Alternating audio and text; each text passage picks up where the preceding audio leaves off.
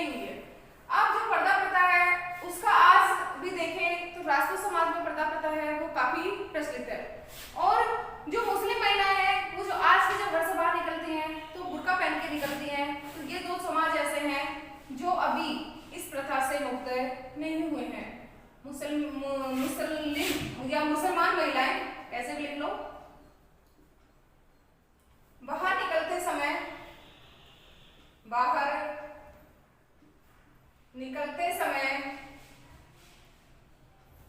क्या पहनती हैं? बुर्का पहनती हैं। तो हम ये नहीं कह सकते कि भारत में या राजस्थान के अंदर पर्दा प्रथा का प्रचलन समाप्त हो गया है, क्योंकि दो एग्जाम्पल मैंने आपके सामने लिखे हैं कि आज भी राजपूत समाज और जो मुस्लिम समाज है उनकी महिलाएं जो घरों से बाहर निकलती हैं तो वो पर्दा करके ही निकलती हैं। अब जो दयानंद सरस्वती थे, आर्य समाज के जो संस्थापक थे, उसने इस पर रोक लगाने के लिए महिला शिक्षा पर बल दिया था। उस व्यक्ति का नाम लिखेंगे दयानंद सरस्वती ने इस प्रथा पर रोक लगाने हेतु, शॉर्ट में लिख लो, इस प्रथा पर रोक लगाने के लिए क्या किया? महिला शिक्षा पर बल दिया। महिला शिक्षा पर बल दिया।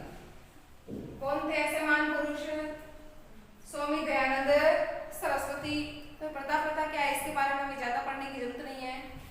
राजपूत और मुस्लिम महिलाएं अभी भी इसका प्रयोग करती हैं और दयानंद सरस्वती ने इस प्रथा पर रोक लगाने के लिए महिला शिक्षा को पर बल दिया था। यानी महिलाओं को आगे पढ़ना चाहिए तो भी प्रथा दूर होगी। लेकिन आज भी हम देखते हैं हमारे समाज में चाहे कितनी ही पढ़ी लिखी महिला हो, इस प्रथा पर पूर्णतः रोक नहीं लगाई गई है। उसके बाद देखो 2 नंबर पे हम पढ़ते हैं दहेज प्रथा। क्या है हमारी दूसरी प्रथा? दहेज प्रथा। शायद कोई ऐसा शब्द हो जिसके बारे में हम अनभिज्ञ हैं। इन सभी प्रथाओं के बारे में हम जानते हैं, फिर भी थोड़ा थोड़ा और जो इम्पोर्टेंट है वो आपको बता देती हूँ। दहेज प्रथा के लिए जो अधिनियम बना था वो 1961 में बना था। विस्तार से लिखने की जरूरत नहीं है। दहेज प्रथा निरोधक अधिनियम, दहेज प्रथा रोक अधिनियम, ऐसे नहीं, बस इतना याद कर लो कि इसके लिए जो अधिनियम बना था वो 1961 में बना था। और भारत का पहला जो दहेज मुक्त गांव था वो कौन सा था? ये मैं लिख देती हूँ। भारत का प्रथम दहेज मुक्त गांव, दहेज मुक्त गांव। कई बार पहले भी एग्जाम में प्रश्न पूछा गया है, आगे भी पूछा जा सकता है। बता देती हूँ आपको। उस गांव का नाम है नीलांबर। क्या नाम है? नीलांबर। नीलांबर का मतलब है नीला है अंबर। क्या है? नीला है, नीला है अंबर जिसका, तो नीलांबर हो गए। अब नीलांबर जो गांव है वो केरल में है। कहां पर है? केरल में। आगे देखते हैं हम। तीसरी जो प्रथा है, रेड पेन, तीसरी जो प्रथा है वो है हमारे कन्यावध। क्या है? कन्यावध। अब इस शब्द से भी आप परिचित नहीं है, इसके बारे में भी आपको बताने की जरूरत पड़े। भाई लड़कियों को जन्म के बाद में या जन्म से पहले जो मार दिया जाता था उसको कन्यावध कहा जाता था। और इस कन्यावध का जो सबसे ज्यादा प्रचलन था वो कौन से समाज में था? राजपूत समाज। कौन से समाज में था? राजपूत समाज। और इसका जो रीजन है वो भी आपके सामने पता है, आपको हमें चर्चा नहीं करने की जरूरत है कि जो दहेज प्रथा थी उसका प्रचलन आज भी और प्राचीन काल में ही समाज में ज्यादा था। और लड़कियों की शादी पर जो लड़के वालों की तरफ से ये जो आते थे, ये अपन जिसको बोलते हैं ढोली चारण वगैरह, भाट वगैरह, वो मुंह मांगी रस्मों की मांग करते थे और जिनको पूरा करना है एक लड़की के पिता के लिए असंभव होता था और ज्यादा दहेज देना पड़ता था, इसलिए वो लड़कियों को मार देते थे। तो कन्यावध का प्रचलन कौन से समाज में है? राजपूत समाज में। अब हम बात करते हैं कि राजस्थान में कन्यावध पर रोक सर्वप्रथम कहाँ लगाई गई थी? देखो मैं डायरेक्ट सीधा प्रश्न लिख रही हूँ, रोक। और राजस्थान जी के हम पढ़ रहे हैं तो राजस्थान की बात है। देखो सर्वप्रथम कोटा में। कहाँ लगाई गई थी? कोटा में। यहाँ पर 1831 में इसे गैर कानूनी घोषित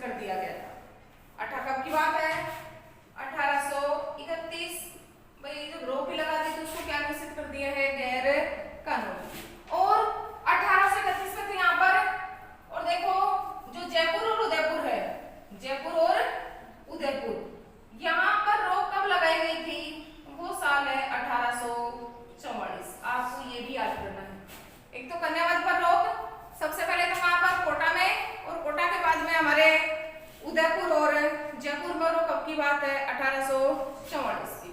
उसके अगली जो प्रथा है हमारी 4 नंबर पे, वो प्रथा है फ्रेंड्स डाकण प्रथा। कौन सी है? डाकण प्रथा। आज आप इस शब्द से थोड़ा परिचित हैं। क्या होता था इसके अंदर कि गांव में किसी भी महिला को चुड़ैल डाकण का रूप दे दिया जाता था, उसे मारपीट करके गांव से बाहर निकाल दिया जाता था। आज हमारे समाज में ऐसा नहीं होता है, लेकिन जो भील और बेना है वहां पर इसका प्रचलन पहले भी था, और इसका कुछ कुछ प्रचलन है राजस्थान में आज भी जो जनजातियों में है। और वो जनजातियां कौन कौन सी हैं? भील व मेना। बताई दिया मैंने क्या होता था, किसी भी महिला को चुड़ैल, इसमें भूतनी आ रही है, इसमें फलानी माता आ रही है, चुड़ैल के रूप में घोषित कर दिया, उसको डाकण घोषित कर दिया, गांव से मारपीट करके उसको बाहर निकाल दिया। अब देख लो कैसी कैसी विडंबनाएं होती थी पहले हमारे समाजों में। अगली जो प्रथा है वो है फ्रेंड्स त्याग प्रथा। 5वें नंबर पे कौन सी प्रथा आती है? त्याग प्रथा। अब त्याग से तात्पर्य आप त्यागना मत समझ लेना कि किसी ने किसी को छोड़ दिया उसको हम त्याग प्रथा कह देंगे, नहीं। अभी थोड़ी देर पहले मैं आपको बता रही थी कि लड़कियों के विवाह के समय राजपूत समाज में जो ढोल चारण भाट वगैरह होते थे, ये मुंह मांगी इनाम मांगते थे रस्मों के रूप में, उसी प्रथा को त्याग प्रथा कहा जाता था। देखो ऐसे लिखेंगे हम इसको। राजपूत समाज में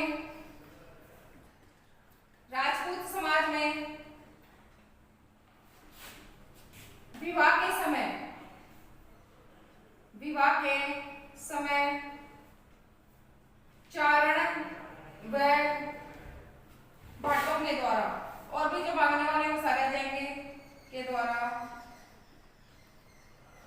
मुंह मांगी रस्म ली जाती थी। मुंह मांगी रस्म ली जाती थी। उस रस्म को क्या कहा जाता था?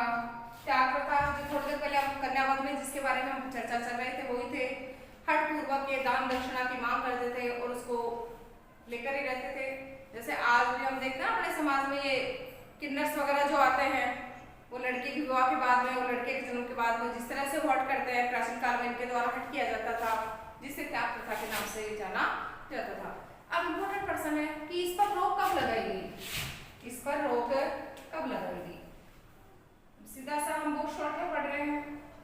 रोक लगी थी फ्रेंड्स 1841 में। कब लगी थी? 1841 में। ईस्वी है, लिखने की जरूरत नहीं है। कहाँ लगी थी?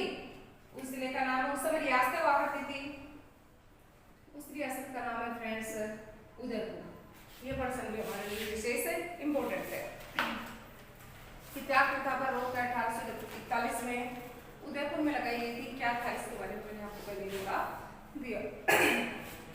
6 नंबर पे हम पढ़ेंगे दास प्रथा के बारे में। दास प्रथा क्या है इसके बारे में आपको बताने की जरूरत नहीं है। दास प्रथा पर जो सबसे पहले रोक लगाई थी वो किसने लगाई थी बताइए? वो पढ़ते हैं मुगल काल में हम इसके बारे में। सर्वप्रथम रोक 1862 किसने? अकबर। दास प्रथा पर जो सबसे पहले रोक लगाई गई थी 1862 में, वो 1862 में, 1562 में। 1605 में तो अकबर की मृत्यु हो गई थी। और 1832 में, बाद के समय में 19वीं सदी में 1832 में इस पर रोक लगाई थी बेंटिक ने। गवर्नर जनरल था लॉर्ड विलियम बेंटिक। 16वीं सदी में तो अकबर ने लगा दी और 19वीं सदी में लॉर्ड विलियम बेंटिक के द्वारा 1832 में इस पर रोक लगाई गई। देखो एक और पर्सन इंपोर्टेंट आपको बताती हूँ। आपको ये लॉर्ड विलियम बेंटिक था ना, इसने तो 1832 में अधिनियम ही बना दिया था। क्या बना दिया था इसने? अधिनियम। किसके द्वारा? लॉर्ड विलियम बेंटिक के द्वारा। कब बनाया गया था? 1832 में। अब मुझे आप ये बताओ, एक इम्पोर्टेंट पर्सन है इन दासों से संबंधित, कि जो प्राचीन काल में जो राजमहल होते थे, राजाओं के जो महल होते थे, निवास को क्या कहा जाता था? एक पर्सन इंपोर्टेंट है कि दासों का जो निवास होता था महल में, उस निवास स्थान को क्या कहा जाता था? दासों के निवास स्थान को क्या कहा जाता था? एक वेरी मोस्ट इंपोर्टेंट पर्सन है ये, सोच भी नहीं सकते हो आप, और जब एग्जाम में आएगा तो हम देखते रह जाएंगे, इस ऑप्शन की तरफ तो हमारा किसी का ध्यान ही नहीं जाएगा। इनका जो निवास स्थान था फ्रेंड्स, उसे राजलोक कहा जाता था। अब देखो अपने को राजलोक पूछ ले तो अपन या तो राजा का निवास करेंगे या रानी का करेंगे या राजकुमारी का करेंगे, राजकुमार का करेंगे। दास की तरफ तो हमारा बिल्कुल भी ध्यान नहीं जाएगा, लेकिन आपको याद रखना है कि इनका जो निवास स्थान था उनको राजलोक के नाम से जाना जाता था। इट्स वेरी मोस्ट इंपोर्टेंट हमारा इधर है, इंटरेस्टिंग टॉपिक है, इसमें बोर होने की भी आपको आवश्यकता नहीं है। वीडियो को आपको ध्यान से एंड तक जरूर देखना है। उसके बाद देखो रीति प्रथा क्या है, 7 नंबर इधर डाल देती हूँ आपको। रीति प्रथा क्या है बताइए, आप कमेंट करके मुझे आप इसके बारे में बता सकते हैं। आप सोच ही नहीं सकते हो ये कैसी प्रथा है, क्या है? देखो विवाह निश्चित होने पर, क्या है? विवाह निश्चित होने पर, अब विवाह तो लड़का और लड़की दोनों का होगा। विवाह निश्चित होने पर लड़के वालों की तरफ से, लड़के वालों की तरफ से लड़की के लिए भेजे जाने वाले उपहार, लड़की के लिए भेजे जाने वाले उपहार, ले उपहार क्या कहा जाता था इसको? रीति प्रथा। अब रीति पूछ ले तो अपन तो शायद किसी रीति रिवाज के बारे में आप पढ़ देते, लेकिन अब आपके सामने क्लियर है कि रीति प्रथा किसे कहा जाता है। आप फटाफट इसका स्क्रीनशॉट लीजिए ताकि जो बाकी बची हुई प्रथाएं हैं उनके बारे में हम पढ़ें।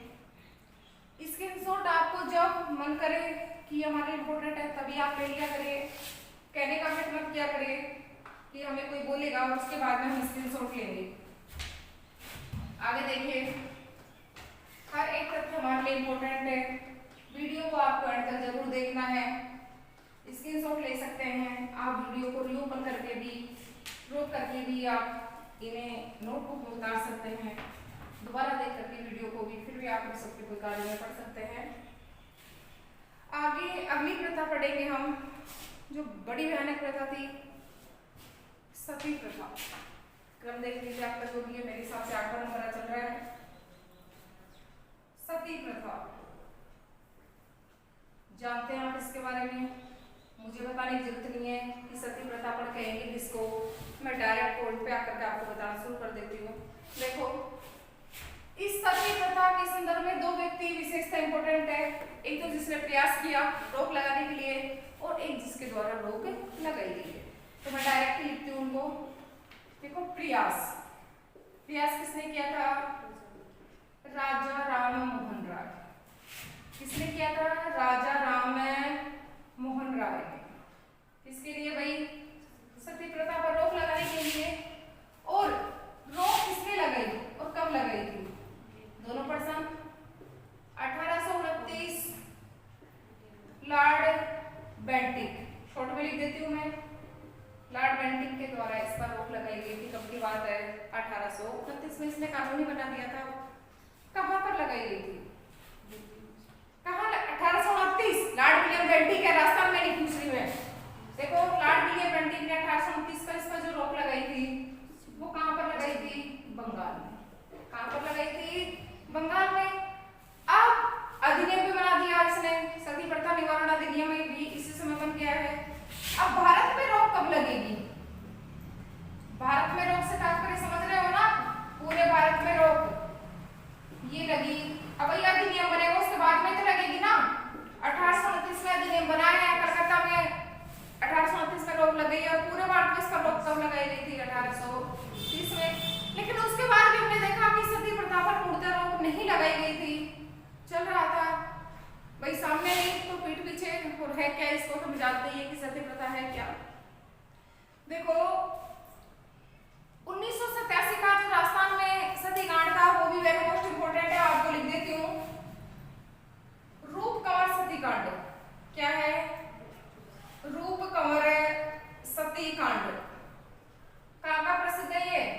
राजस्थान का। अब राजस्थान में रूप कंवर सतीकांड है, ये फ्रेंड्स 1987 की बातें हैं। कब की बातें हैं ये? 1987 की। और कहाँ? जगह का नाम है दिवराड़ा। क्या नाम है जगह का? दिवराड़ा। और दिवराड़ा कहाँ पर पड़ता है? सीकर। तो रूप कंवर सतीकांड का संबंध राजस्थान के किस जिले से हो गया? सीकर। और स्थान का क्या नाम है? दिवराड़ा। अब मुझे ये बताने की जरूरत नहीं है कि वो महिला कौन सी थी जो सती हुई थी, उसका नाम यहाँ दिखाई दे रहा है, रूप कंवर। अब एक और प्रश्न है सती प्रथा से संबंधित जो फ्रेंड्स आपको बताना है। वो क्वेश्चन ये है कि जो सती होने वाली महिला है वो अपने परिवार के समक्ष जो अपनी मांग रखती है उस मांग को क्या कहा जाता है? यानी सती होने वाली स्त्री द्वारा परिवार के समक्ष रखी जाने वाली मांग को क्या कहा जाता है? बड़ा इंपॉर्टेंट प्रश्न है, लिखिए प्रश्न। सती होने वाली महिला द्वारा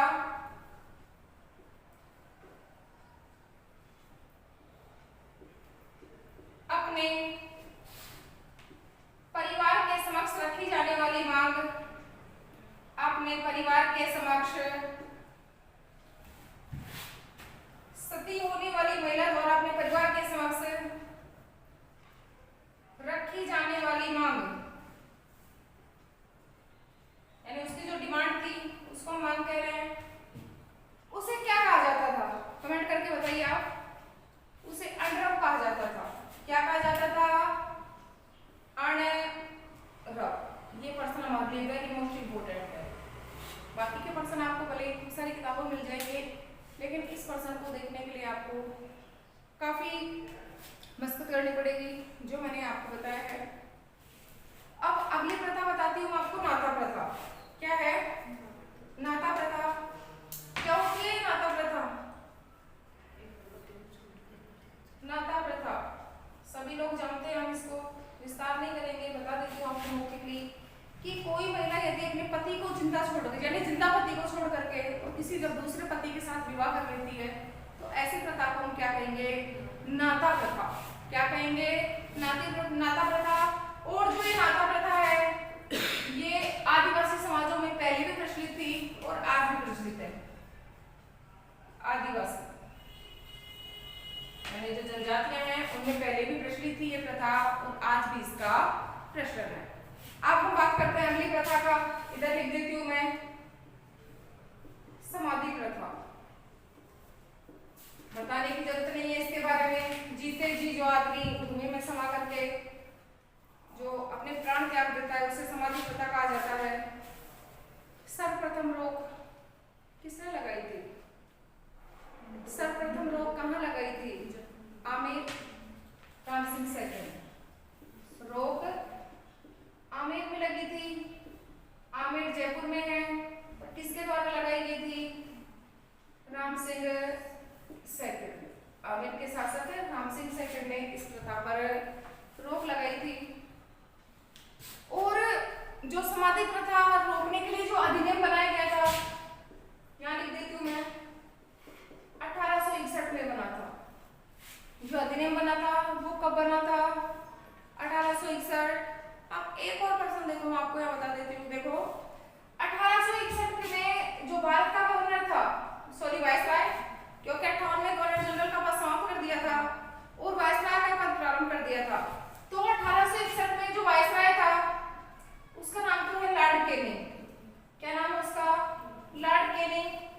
लेकिन हम भारत के संदर्भ में नहीं पढ़ रहे हैं, हम राजस्थान के संदर्भ में पढ़ रहे हैं।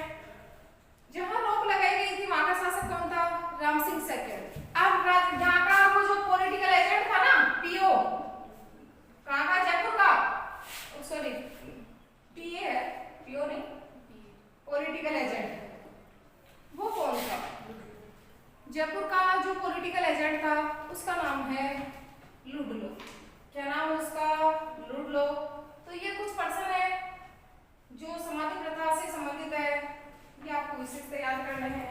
कई बार यहाँ से हम क्वेश्चन उठा लिया जाता है। अब आप फटाफट इसका स्क्रीनशॉट ले लीजिए ताकि जो बची हुई 5-6 प्रथा है उनके बारे में हम इसी वीडियो में पढ़ ले। दूसरा वीडियो प्रथाओं से संबंधित बनाने की हमें आवश्यकता नहीं पड़े, स्क्रीनशॉट लीजिए आप फटाफट इसका।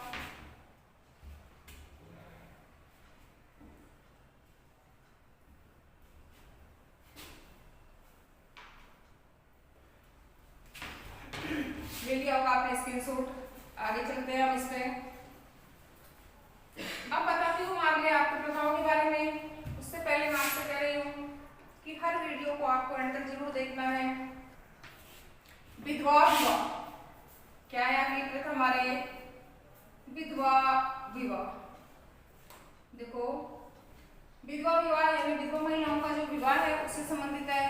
पुनर्विवाह भी हम इसको कह सकते हैं। देखो इसे जो प्रोत्साहन दिया था सर्वप्रथम उसका क्या नाम है? यानी प्रोत्साहन किसने दिया था और रोक किसने लगाई है? दोनों पर्सन इंपोर्टेंट है हमारे लिए। तो प्रोत्साहन देने के लिए पूछ ले। देखो एक संत थे जिसका नाम जाम्बोजी, आपने तो सुना होगा। एक तो जाम्बोजी थे और एक अपने जयपुर के थे सवाई जैसे।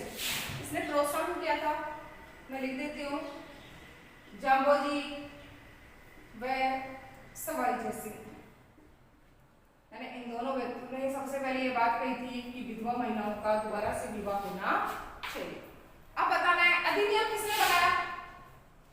अधिनियम कौन सा? विधवा पुनर्विवाह। विधवा पुनर्विवाह जो अधिनियम है वो किसने बनाया था? कब बना था? देखो अधिनियम बना था 1856 में। कब बना था? 1856 में। और गवर्नर जनरल कौन थे? लॉर्ड डलहौजी। कौन थे? अब एक और पर्सन फ्रेंड्स आपको यहाँ बताना है। लॉर्ड डलहौजी तो गवर्नर जनरल हो गए हैं। अब इस अधिनियम को पारित करवाने के लिए प्रयास किसने किया था? देखो प्रोत्साहित करने वाली बात तो मैंने ऊपर लिखी है। और अधिनियम को पारित करने के लिए जो प्रयास किया था उस व्यक्ति का नाम है ईश्वरचंद्र विद्यासागर। क्या नाम है? ईश्वरचंद्र विद्यासागर। ये पर्सन भी हमारे एग्जाम में कई बार पूछा गया है। तो अधिनियम के साथ जिस व्यक्ति ने प्रयास किया है आपको उस व्यक्ति का नाम भी अच्छे तरह से पता होना चाहिए, क्योंकि ये राजस्थान की आरपीएससी है, अधीनस्थ बोर्ड के द्वारा पेपर लिए जाते हैं, पता नहीं कहां से क्वेश्चन उठा ले।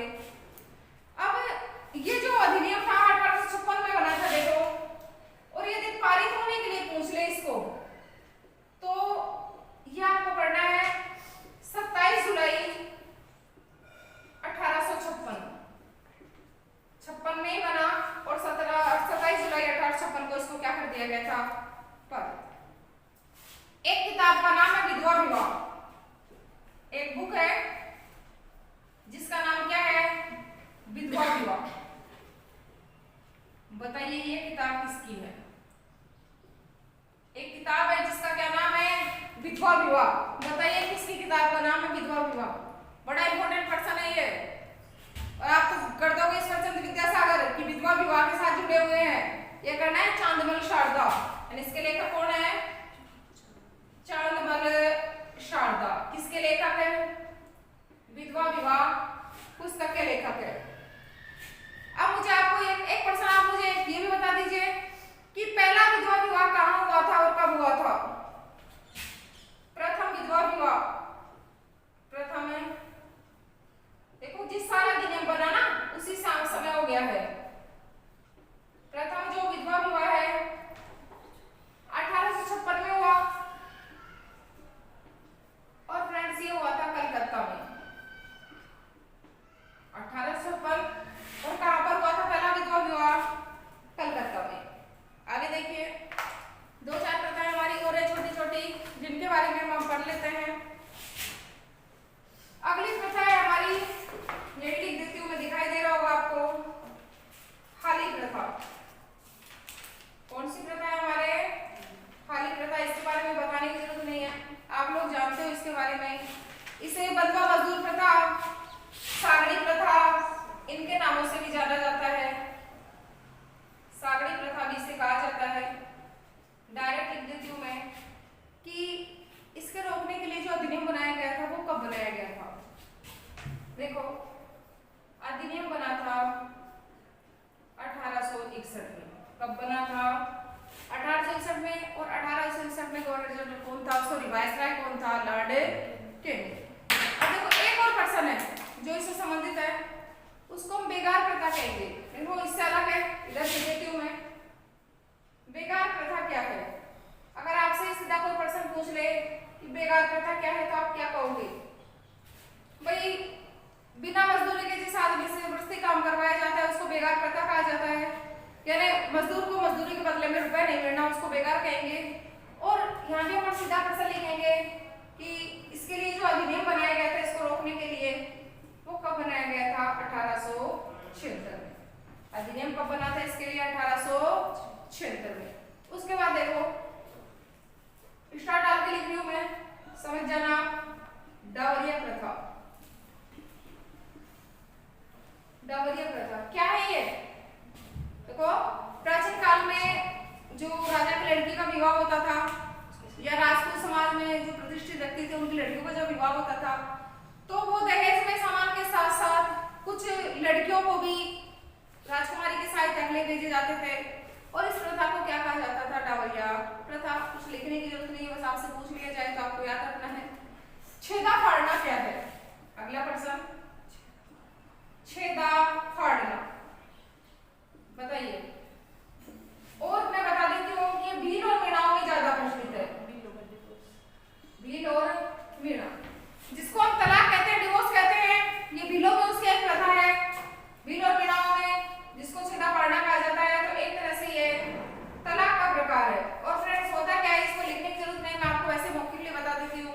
देखो जिसमें महिला को उसका पति छोड़ देता है उसको हम तलाक कहते हैं। आजकल तो कानूनी कार्रवाई होती है, इसके लिए कोर्ट वगैरह का सहारा लेना पड़ता था। लेकिन भील और मीणाओं में क्या है, ये पहले ही आज भी है कि जिस महिला को छोड़ा है उसका पति क्या करता था कि उसके दुपट्टे का एक सिरा काटता था और उसमें गांठ लगा करके और उसके हाथ में दे देता था महिला के में। अब वो महिला उस माला सी बन गई, वो जो गांठ लगाई है उस टुकड़े को काट करके, वो महिला सिर के ऊपर एक कलश रख करके और उस टुकड़े को जो कपड़े का टुकड़ा है बंधा हुआ उसको लेकर के पूरे गांव में चक्कर काट देती। और जो भी व्यक्ति उसके सिर से कलश उतारता था वही उसका भावी पति होता था और उस व्यक्ति को वो महिला माला के रूप में उस साड़ी के टुकड़े को या ओढ़नी के टुकड़ों को पहना देती थी। ऐसी प्रथा को हम क्या कहेंगे? छेदा फाड़ना। और ये प्रथा है किसके अंदर प्रचलित थी? भील और मीणाओं में यानी आदिवासी। अब देखो मैं आपको बताती हूँ संथारा के बारे में, आप इसका स्क्रीनशॉट ले लीजिए। थोड़ा सा हमारा लेसन और बचा है यहाँ पर, इसी वीडियो में हम इसे समाप्त कर लेते हैं। अब मैं आपको बताऊंगी संथारा क्या है। संथारा देखो लिखे नहीं उससे पहले तो आपका आंसर आ जाना चाहिए। आप इस तरह के जो आंसर है मुझे कमेंट करके भी बता सकते हैं ताकि आपके इंटेलिजेंस का पता लग सके। संथारा क्या है?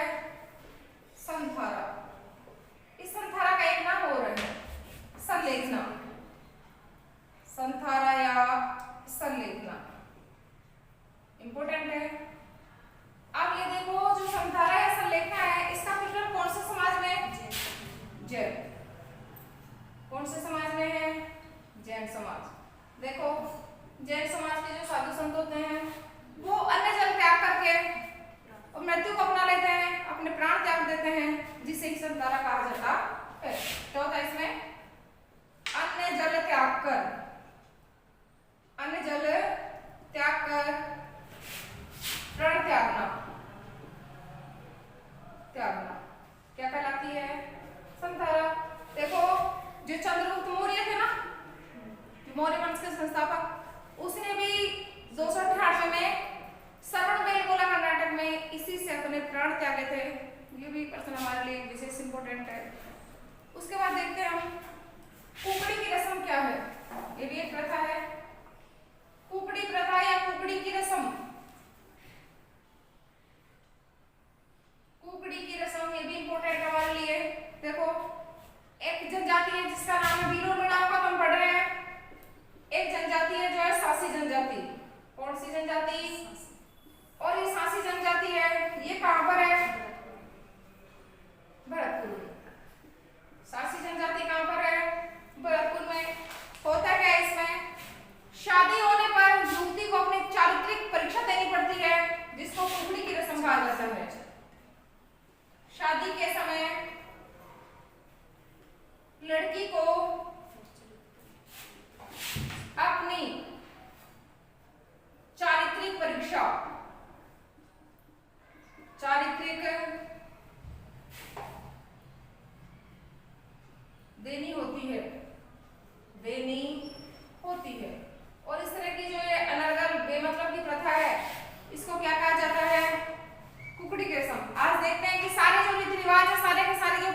महिलाओं पर लागू है। हमने कहीं नहीं पढ़ा कि किसी पुरुष से संबंधित कोई प्रथाएं हैं, क्योंकि प्राचीन काल से लेकर के आज तक जो शोषण हो रहा है वो महिला को हो रहा है। तो ये इस तरह की जो अनर्गल जो रीति रिवाज है ये भी महिला को ही निभाने पड़ रहे हैं। आगे मैं आपको बताती हूँ जौहर प्रथा के बारे में, जो भी एक कुप्रथा थी जिसके बारे में आपको विस्तार से पढ़ने की जरूरत नहीं है, क्योंकि राजस्थान के जौहर वाला हम टॉपिक पढ़ चुके हैं। जौहर क्या है, चाहे जल जौहर और चाहे नदी जौहर हो, आप इसके बारे में अच्छी तरह जानते हो। या नाहक इसके अंदर हमारा टाइम बर्बाद नहीं करेंगे। एक प्रथा और है चारी प्रथा। एक प्रथा और है जिसको चारी प्रथा कहते हैं। देखो, एक तरह से ये दहेज के रूप में ही है। एक तरह से क्या है, ये दहेज के रूप में ही है। और ये हमारे यहाँ नहीं है, खेराड़ क्षेत्र में अधिक प्रचलित है। कौन से क्षेत्र में? खेराड़। और ये बूंदी सवाई माधोपुर वाला जो क्षेत्र है उसको खेराड़ कहा जाता है। क्या होता है इसमें? देखो, अपने तो दहेज की मांग कौन करते हैं? लड़के वाले। लेकिन जो खेराड़ क्षेत्र है, यहाँ एक तरह दहेज है, इसमें लड़की वाले दहेज मांगते हैं। दहेज मांगते हैं, यानी उल्टा हो गया है। अपने यहाँ तो क्या होता है, लड़के वाले दहेज मांगते हैं, और इस क्षेत्र में जो चारी प्रथा है इसमें लड़की वालों को पैसा देना पड़ता है। एक और है खाजरू प्रथा। क्या है? लास्ट क्वेश्चन इसका, खाजरू प्रथा क्या है? अभी 2-4 दिन पहले ही बकरा ईद गई है, उसी से संबंधित है ये खाजरू प्रथा। तो क्या होता है, राजपूत जो लोग, देखो जो बकरा ईद थी ना वो तो मुसलमानों की थी, और ये जो खाजरू प्रथा है ये राजपूतों से संबंधित है। किससे संबंधित है? ये राजपूत समाज से।